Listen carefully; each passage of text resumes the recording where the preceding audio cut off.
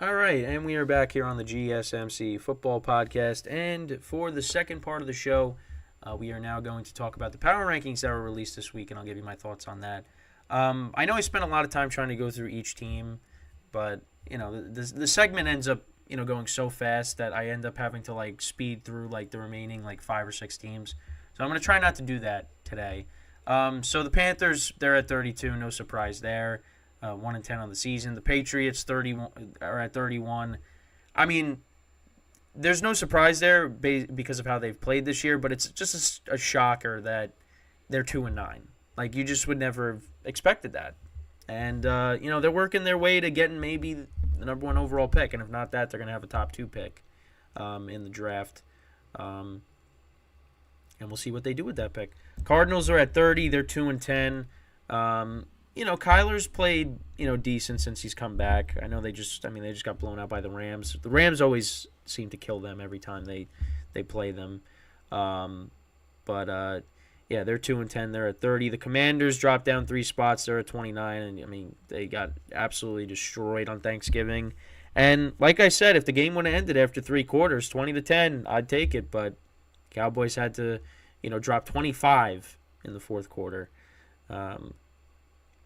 To cover the spread and, just embarrass me on Thanksgiving because my picks were just terrible on Thanksgiving. Then at 28, the Giants, they moved up a spot, 4-8. And, people here are saying, hey, if they string together a couple games, they're right back in it because of how weak the NFC is. Stop, please. All right, just stop trying to give people hope. It's not happening. It's not. And I'm a Giant fan. It's not happening. It's not happening. I mean, you can see my comforter on my bed is well, you can't really see it, but you can see the colors. It's Giant colors. It's a Giant comforter. It's not happening. The Jets are at 27. They're really falling apart. Like defensively too. Like they just everything is just falling apart. Now they play the Falcons this weekend. We'll see what happens with that, but yeah, it's not looking good in Jetland right now. And obviously, the Hail Mary, returned for a touchdown on Black Friday. The Jets just don't get lucky around the holidays. The Titans are at 26. I mean, they got the win against the Panthers, but like I said, this week, if they played really anybody else, they probably would have lost. Will Levis, after his debut, he hasn't really been great. But Titans picked up a win. Bears moved up 3 spots. They're at 4-8. I mean, Justin Fields, he's been okay the last couple of games. I mean, he did have 2 turnovers on Monday. They're lucky that it didn't cost them. But right now, he just does not look like he doesn't look like the guy for the Bears. But that could all change. He's still got some time to prove himself. We still got 6 games left. So the Bucs are down to 24. I mean, it really just hurts me because I wanted to see this team win the division, but it doesn't look like that at the moment. They're still a game back, but I don't see it happening right now. Raiders at 23. They beat the Jets and the Giants, and everyone's like, "Oh, the Raiders, they look good." But now they've lost their last 2 games. They're back. It's back to reality. And the crazy part is they were up 14-0 against the Chiefs, and you're like, "Oh, okay, here we go." And then they just fell apart. Rams, they've jumped up a couple spots, 5-6. They're kind of back in the conversation for maybe that 3rd wild card spot. They got a tough game against the Browns, although the Browns offense, we don't know what the quarterback situation is going to be because DTR got knocked out of the game against Denver. PJ Walker really didn't do much. So the Rams can win that game, get themselves back to 500. So Kyron Williams had a big game against the Cardinals. So it's great that he's back. And let's try to get Puka Nacua and Cooper Kupp back into the offense because, they didn't do anything on Sunday. It was Tyler Higbee and Kyron Williams. That was it. Chargers, they're 4-7. I'd probably put the Rams ahead of the Chargers right now. The offense really got shut down against the Ravens defense. Brandon Staley definitely on his way out at the end of the season. I think it's safe to say that. Bengals, they're at 20. They've lost 2 in a row now to 2 divisional opponents. They haven't won a divisional game this year. But yeah, they're going to continue to plummet. with Joe Burrow being out, and it's just unfortunate that had to happen. Falcons jumped up 4 spots to 19. I mean, I still don't look at them as a good team.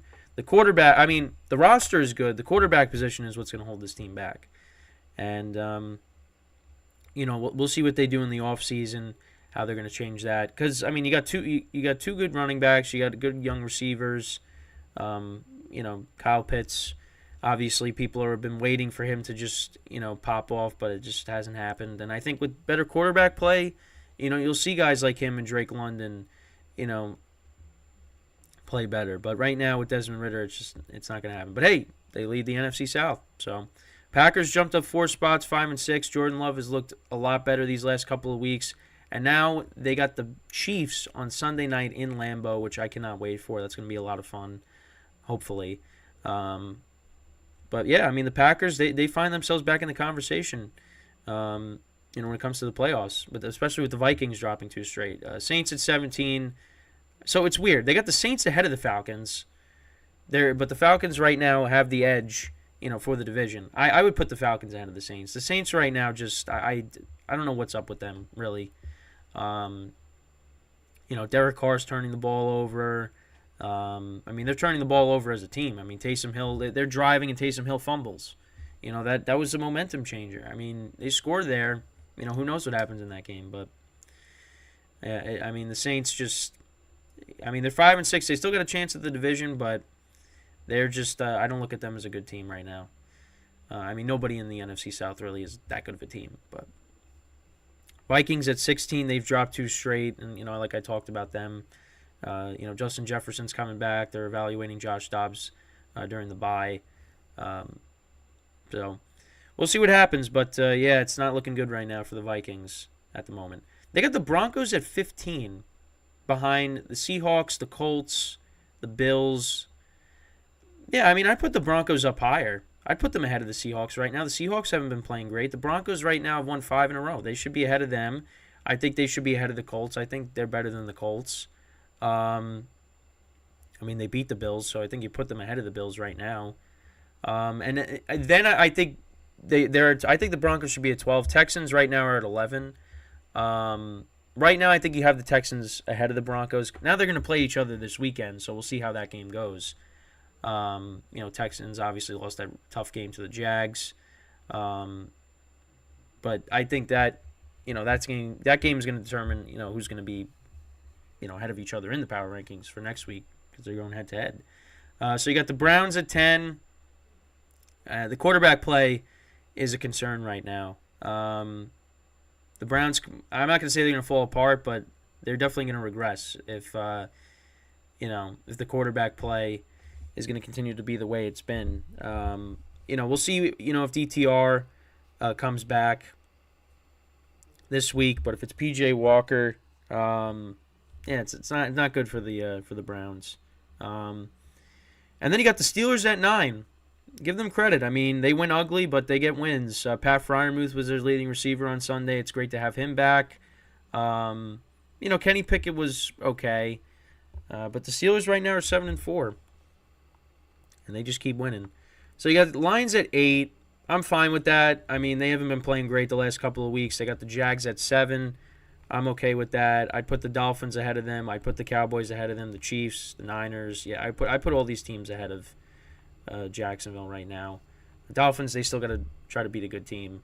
The Cowboys, they're a top 5 team, obviously. I would leave them at 5. Chiefs at 4, Niners 3, Ravens 2, Eagles 1. I'm fine with that. Maybe put the Niners at 2. Whoever wins this game on Sunday, that's going to put whoever in that's going to put someone. The one spot could change depending on if the Eagles lose to the Niners, because that is a humongous game in the NFC on Sunday. I cannot wait for that game. We're going to see Brock Purdy play a full game. Hopefully, nobody gets hurt. Let's see how these teams really stack up against each other when the Niners actually have a quarterback. The Chiefs, they got the comeback win against the Raiders. The offense looked better. They got off to a rough start when it was 14-0, and you're like, oh no, here we go again. But nope, the Chiefs got it going. The Ravens, they won ugly on Sunday against the Chargers. I mean, if it wasn't for the Zay Flowers touchdown at the end, they would have won by 3. But of course that didn't happen. But the Ravens, I mean, listen, they've been winning ugly too, but the Ravens are one of the best teams in the NFL. Play really good defense. The offense is still kind of a work in progress, but, Zay Flowers has been playing well for them. Him and Lamar have a good connection. The key is, as long as Lamar Jackson stays healthy, this team is going to go a long way. Can go a long way. And right now it's between them and the Chiefs as the top 2 teams in the AFC. So those are the power rankings in the NFL. So we'll go through the college rankings actually really quickly here. But let me know what you guys think about the NFL power rankings. What do you agree with? What do you disagree with? I think the Broncos definitely should be higher. So with college now, so we'll go through the 25. So you got Kansas State at 25. You got the Liberty. You got the Liberty. I'm talking about the women's basketball, the WNBA team. Liberty at 24, Clemson at 23, Tulane at 22, Tennessee 21. These are the rankings off of CBS.